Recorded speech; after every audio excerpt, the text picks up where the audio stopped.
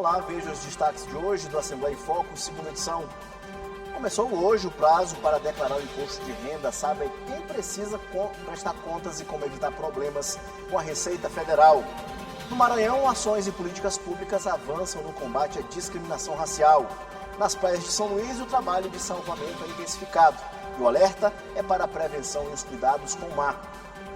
E veja ainda, a cultura e a resistência dos povos de matriz africana ganham destaque em um encontro histórico no Estado. O Assembleia em Foco, segunda edição, está no ar.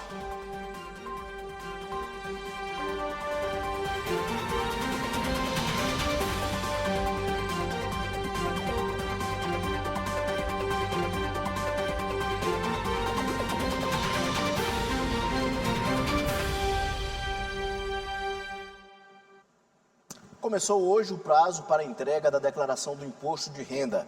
Milhares de contribuintes precisam ficar atentos às regras, prazos e documentos necessários para evitar multas e problemas com a Receita Federal.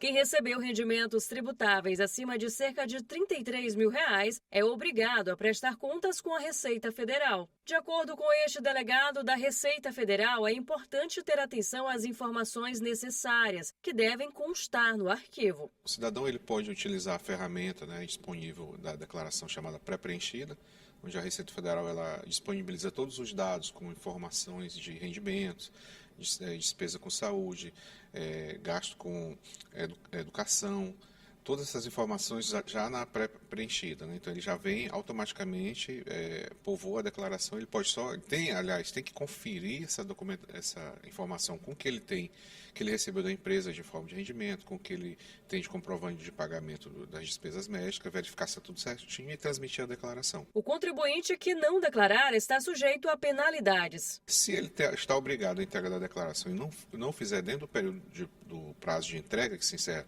29 de maio, ele pode incorrer uma multa mínima de R$ 165, podendo chegar até 20% do imposto devido. Além disso, o CPF do cidadão obrigado e que não faz a declaração fica pendente de regularização até que ele apresente a declaração do imposto de renda que ele está devendo. Uma das grandes preocupações em declarar o imposto de renda é chamada malha fina. Para evitar erros com a declaração, muitos contribuintes buscam auxílio de um contador. Aí você tem que procurar um profissional que tenha conhecimento técnico, tenha experiência nessa atividade, de declarar o imposto de renda, para que você não incorra nas penalidades de multa por atraso, de notificação pela Receita Federal por ausência de informação, por inserção de dados errados. Então, é ideal que você tenha um profissional capacitado para fazer o seu imposto de renda. Em novembro de 2025, a isenção do imposto de renda à pessoa física para quem ganha até R$ 5 mil foi sancionada pelo governo federal. Mas especialistas explicam que a nova regra só terá realmente efeito no ano de 2027. A partir de janeiro de 2026, então, ao receber o salário, o limite que começar a tributar já é R$ 5 mil. Só que a declaração do imposto de renda do exercício 2026 se refere aos atos acontecidos em 2025, os rendimentos que ele recebeu em 2025, as despesas que ele fez em 2025.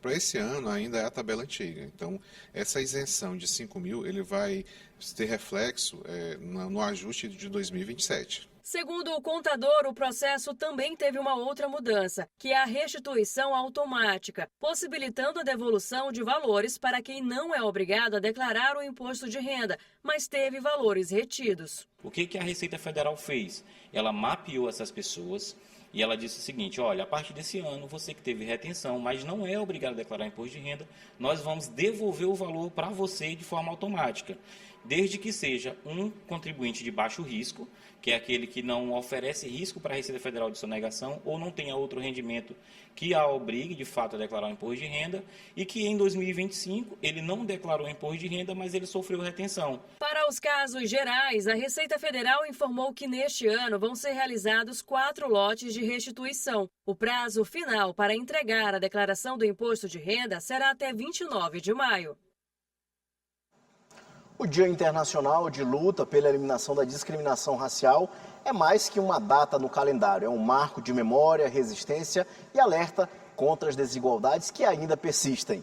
No Maranhão, ações institucionais e iniciativas legislativas buscam avançar no enfrentamento ao racismo e fortalecer a representatividade. O Dia Internacional de Luta pela Eliminação da Discriminação Racial nasceu de um massacre, mas se transformou em um alerta para o mundo, um chamado por justiça, respeito e igualdade. Hoje, políticas públicas buscam reduzir desigualdades históricas.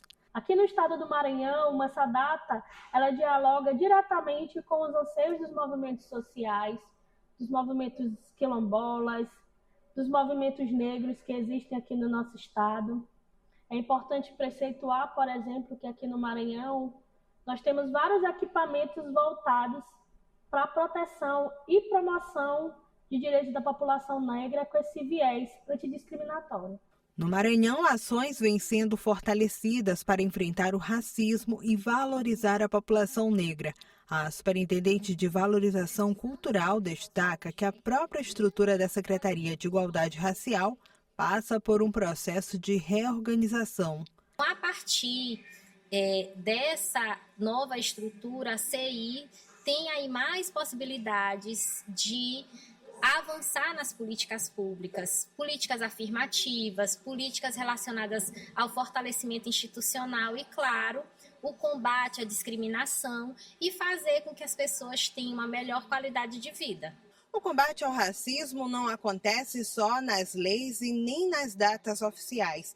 Ele também está na educação, nas atitudes, mas principalmente na coragem em não se calar. Na Assembleia Legislativa do Maranhão, uma iniciativa do deputado Neto Evangelista virou lei e instituiu em 13 de novembro o Dia de Combate à Discriminação Racial no Estado.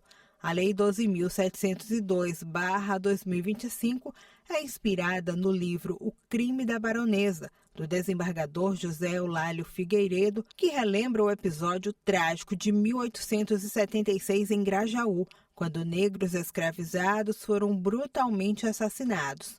Para especialistas, a lei é um instrumento importante no enfrentamento ao racismo, mas sozinha não basta. A representatividade também é fundamental nesse contexto, com mulheres e homens pretos ocupando cada vez mais espaços de poder. Especificamente no Brasil, é uma data também muito importante porque representa o dia das tradições das religiões de matriz africana. Então, foi uma lei federal que instituiu essa data, reconhecendo a importância de celebrar a positividade e as contribuições da população negra no contexto da história do Brasil. Primeiro, uma grande honra estar como diretora, uma mulher preta como diretora de uma diretoria que, na Associação dos Magistrados do Maranhão, se mostrou como pioneira no Brasil inteiro e que se sirva de exemplo para os outros tribunais, né? É até incentivo, conscientização dos magistrados para as pautas raciais, para que a gente possa, cada vez mais, termos esse tipo de consciência dentro do tribunal também. Veja no próximo bloco, nas praias de São Luís, o trabalho de salvamento é intensificado e o alerta é para a prevenção e os cuidados com o mar. E veja ainda, a cultura e a resistência dos povos de matriz africana ganham destaque em um encontro histórico no estado. A gente volta já.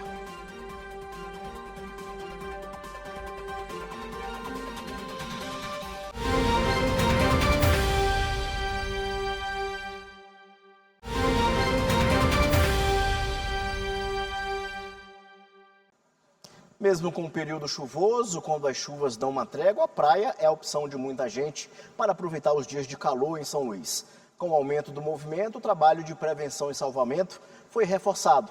Equipes do Corpo de Bombeiros atuam diariamente para garantir a segurança dos banhistas e reduzir os riscos de acidentes no mar. O trabalho de prevenção e salvamento nas praias do Maranhão continua sendo intensificado pelo Corpo de Bombeiros. Nas áreas de maior movimento, equipes atuam diariamente orientando banhistas sobre atitudes simples que podem evitar acidentes. A presença dos profissionais também reforça a conscientização sobre segurança no mar. Não misture bebida alcoólica com água. Atentem principalmente à questão das crianças, vigiem suas crianças nas nossas praias, com o nosso guarda-vida, o interpele, né, na praia. Atente às questões, à orientação dos guarda-vidas, água sempre na altura do umbigo para baixo, e assim a gente garante a segurança de toda a população maranhense e ludovicense. A operação foi reforçada em pontos estratégicos da orla de São Luís, como Calhau, São Marcos e Araçagi. Além dos guarda-vidas, a atuação conta com mergulhadores especializados e o apoio de tecnologias como drones e embarcações, o que garante mais rapidez nas ocorrências. Esse conjunto de ações já apresenta resultados, com redução significativa nos casos de afogamento em relação ao ano anterior. A gente quer acrescentar que tão importante quanto o salvamento é o nosso serviço de prevenção. A gente pede que os banhistas atentem principalmente à sinalização de emergência, né? A sinalização que o Corpo de Bombeiros coloca nas praias, como as bandeirolas avisando os locais de perigo, as placas de sinalização. A gente pede também que os banhistas atentem ao comunicado dos guarda-vidas. Entre as principais recomendações estão o respeito à sinalização das praias e evitar entrar no mar após o consumo de bebida alcoólica. A atenção com crianças também é essencial, principalmente em áreas de maior profundidade ou correnteza. É importante porque a gente precisa se atentar, né? Às vezes a gente não tem um olhar tão atento e eles estarem por perto, informando, é muito importante para a nossa segurança, né? Principalmente das crianças. Vamos ver agora com Paula Torres como fica o tempo nesta terça-feira. Boa noite, Paula.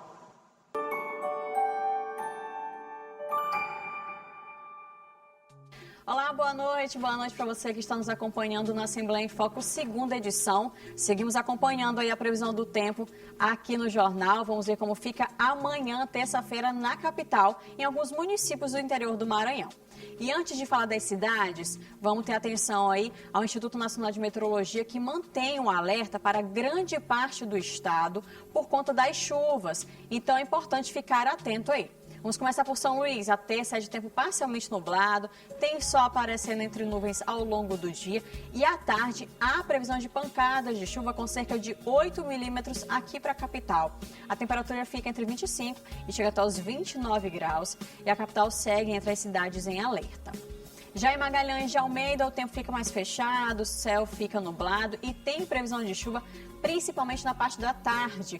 Os acumulados podem chegar até 15 milímetros de chuva e as temperaturas ficam entre 23 e chegam até os 28 graus. Então, atenção redobrada aí para quem precisa sair de casa amanhã. Em Colinas, para a gente encerrar, a previsão também indica muitas nuvens ao longo do dia, mas tem pancadas de chuva passageira na parte da tarde. A mínima é de 24, a máxima chega a 30 graus, mantendo aquele clima abafado ali da região. E fica o reforço, antes da gente encerrar, em casos de alagamentos ou deslizamentos, a Defesa Civil pode ser acionada através do número 199 e o Corpo de Bombeiros pelo número 193. Também você pode receber alerta enviando seu CEP por SMS para o número 40199, que a Defesa Civil vai enviar esses alertas. A terça-feira, então, será de tempo instável em boa parte do estado, então o ideal é amanhã já sair de casa preparado. E a gente segue acompanhando aí a qualquer momento com novas informações do tempo para essa semana. Até lá!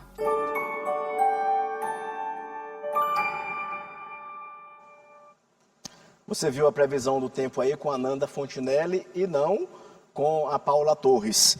E o Sampaio Basquete vence o esporte pela LBF 2026. MAC e Imperatriz estreiam na Copa do Nordeste 2026 nesta semana. Os destaques do esporte vocês acompanham agora com Dani Kline e Gregório Dantas.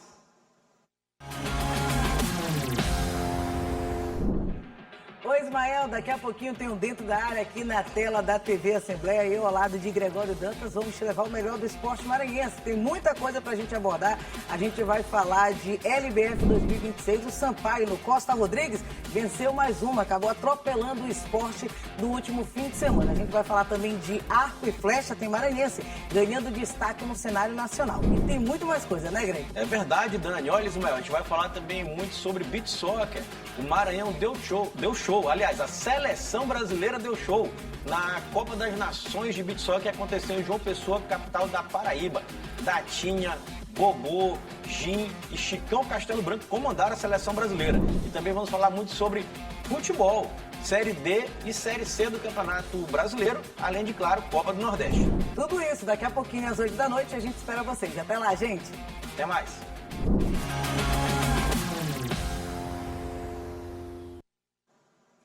O Maranhão recebeu o primeiro encontro estadual de povos tradicionais de terreiros e comunidades de matriz africana. Um momento de celebração da cultura, fortalecimento da fé e também de reivindicação por mais direitos e respeito.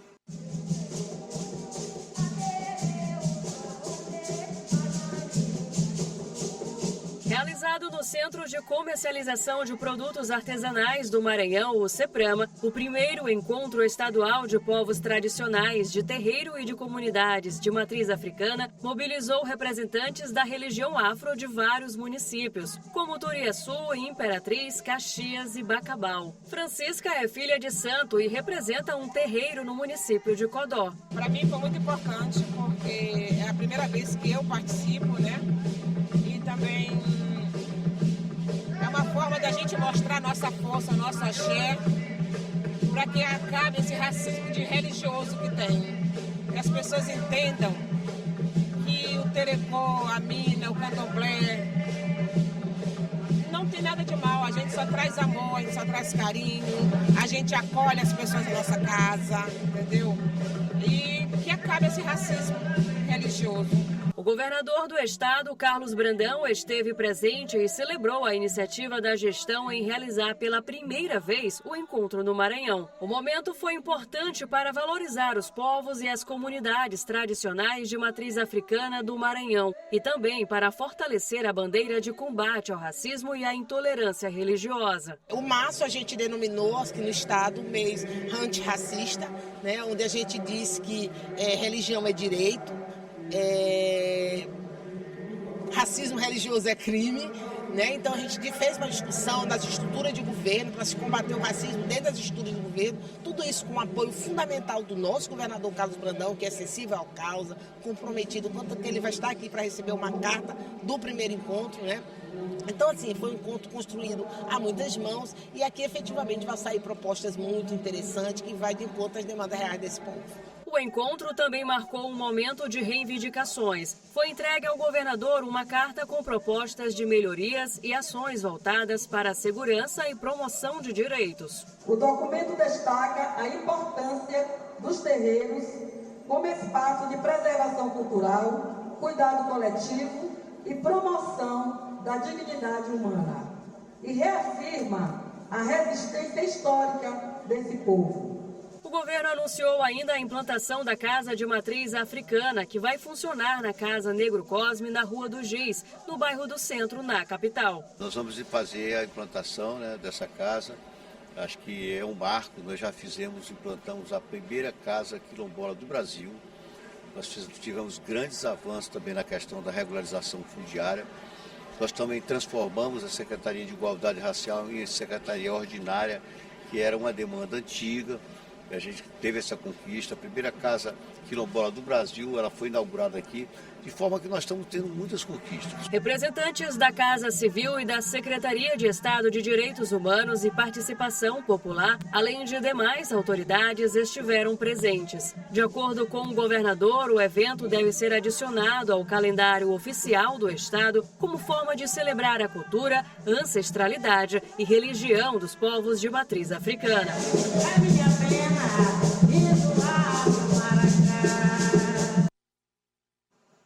O Assembleia em Foco, segunda edição, termina aqui. Para você, uma boa noite. A gente se encontra amanhã. Até lá.